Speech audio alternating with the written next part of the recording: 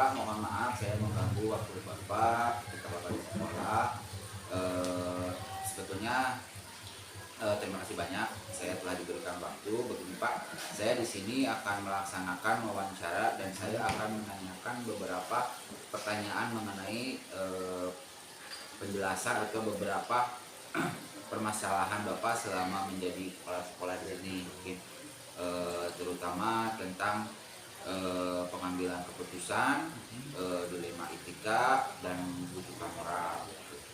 Itu Bapak mungkin pernah mengalami berbagai macam masalah gitu ya Pak, karena kan perjalanan cukup panjang ya, mengenai kasus-kasus selama ini bagaimana Bapak dapat menangani tindakan itu.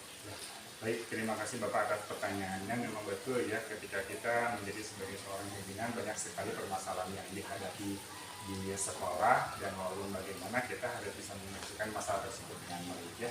Sebagai salah satu contoh, misalnya di sini masalah yang saya hadapi di Palasari, sering sekali banyak laporan dari bapak dan ibu guru terkait masalah pembelajaran anak-anak ya. Karena dengan berbagai karakter orang tua di rumah tentunya mempengaruhi terhadap kemajuan belajar anak ya. Ada orang tua yang memang peduli mungkin terhadap perkembangan anak, ada anak juga yang memang ada orang tua juga memang peduli tidak peduli. Kadang ketika sudah beliau mendaftarkan siswanya ke sekolah, semuanya menyerahkan secara utuh ke sekolah. Padahal kita walaupun bagaimana terus perlu ada kolaborasi antara pihak orang tua dengan sekolah, tidak membiarkan anaknya begitu saja. Kadang saya banyak menerima keluhan dari guru ya, bahwa anak-anak itu semangat belajarnya kurang. Ketika dianalisis memang orang tua juga tidak mendukung hal itu semua ya.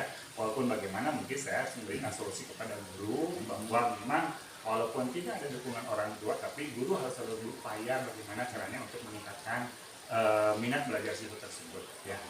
Bagaimana saya memahami hal itu? Ya itulah tadi, adanya kolaborasi, adanya laporan, sehingga perlu ada tindakan yang lebih lanjut. Ya mungkin kan masalah peserta didik itu bukan hanya di sekolah saja mungkin ya, karena kita di dunia pendidikan itu mungkin ada 3 elemen kita harus saling mendukung gitu ya Pak, antara sekolah, keluarga, dan juga lingkungan gitu ya. Itu mungkin Pak. Oke Pak, terima kasih. Terus selama ini bagaimana Bapak dapat mengidentifikasi kasus-kasus yang merupakan dilema etika atau rujukan moral? Ya, selama ini saya mengidentifikasi hal tersebut adalah yang pertama duduk bersama dengan, terutama dengan guru ya, kemudian juga dengan orang tua ya, sehingga dengan adanya duduk bersama menggali berbagai permasalahan, kita bisa, saya sebagai seorang kepala sekolah bisa memahami permasalahannya dan ketika sudah memahami permasalahan tersebut, maka mau tidak mau harus memutuskan secara bersama untuk menyelesaikan masalah tersebut. Tetap jadi kolaborasi ya, itu ya, harus tetap terjaga gitu ya Pak ya. Lanjut ya Pak ya.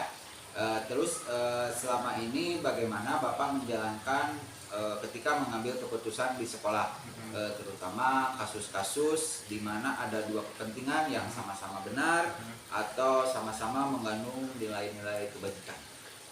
Baik, selama ini hal yang saya lakukan adalah yang pertama tentunya saya menggali informasi dari berbagai pihak ya, kemudian setelah menggali informasi kemudian mengidentifikasi permasalahannya seperti apa, kemudian setelah itu baru memutuskan, dan keputusan itu tentunya keputusan yang memang menurut kita bersama adalah keputusan yang terbaik dan dapat diterima oleh semua pihak. Biasanya ya ketika kata mufakat itu ada gitu ya Pak ya. Betul. Lanjut ya Pak ya. Ya. Mungkin untuk secara terperincinya, adakah langkah-langkah atau prosedur seperti apa yang biasa Bapak lakukan selama ini?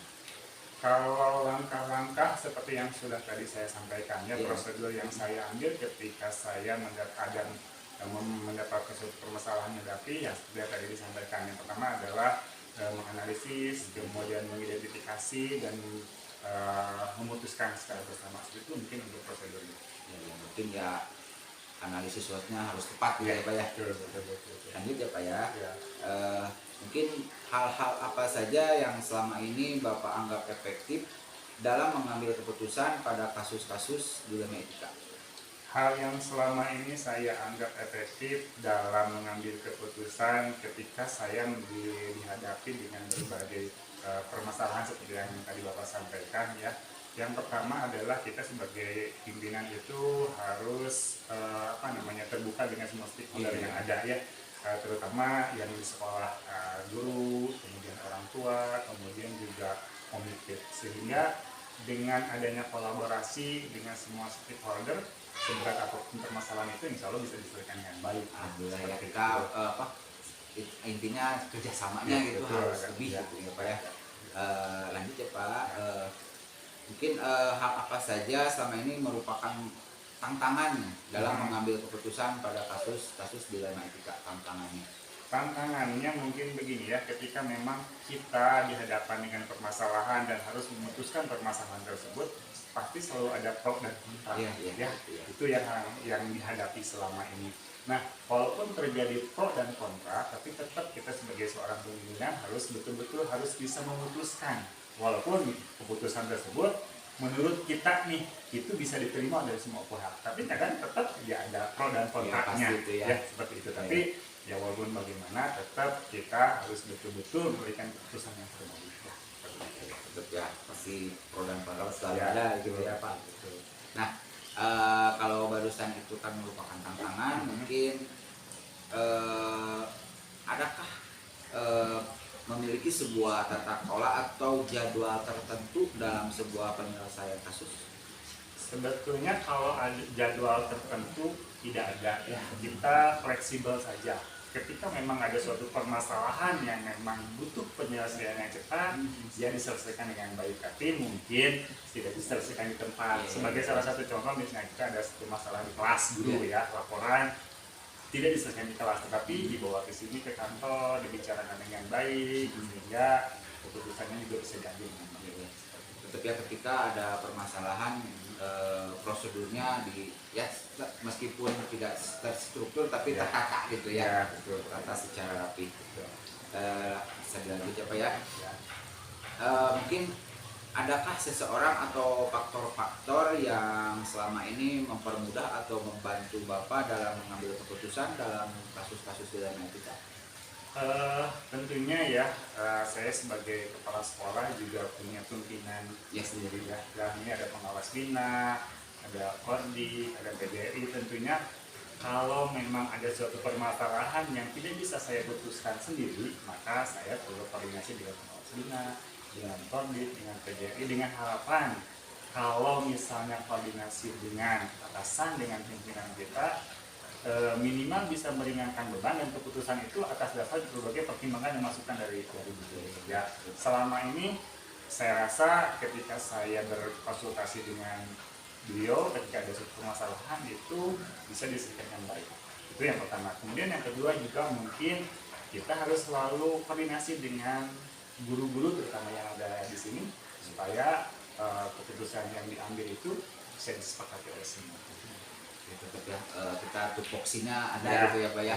Betul. Walaupun secara garisnya seperti apa gitu ya Pak ya. Betul. Mungkin ini pertanyaan terakhir ya Pak ya. Dari semua hal yang telah disampaikan, pembelajaran apa yang dapat Bapak petik dari pengalaman Bapak mengambil keputusan dilema etika selama ini? Pengalaman yang dapat saya ambil selama kurang lebih saya sudah 2 tahun menjadi kepala sekolah ya, bahwa kita sebagai seorang pimpinan itu harus terbuka. Ketika ada suatu permasalahan tidak bisa kita selesaikan sendiri, kita terbuka dengan semua stakeholder yang ada, dengan guru, kemudian dengan atasan. Walaupun kita sebetulnya sebagai kepala sekolah punya kebijakan tersendiri untuk memutuskan sesuatu hal ya, tapi tetap apapun itu supaya keputusan itu bisa diterima oleh semua pihak, maka kita harus terbuka, ajak mereka ngobrol sehingga permasalahan itu tepat sasaran, tepat guna ya, dan bisa diterima oleh semua pihak. Itu mungkin Pak.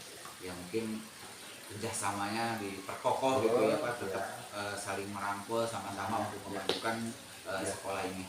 Bapak, mungkin itu saja yang bisa saya tanyakan. Mohon maaf saya mengganggu waktu Bapak. Terima kasih banyak atas waktunya serta kita sharing gitu ya Pak ya.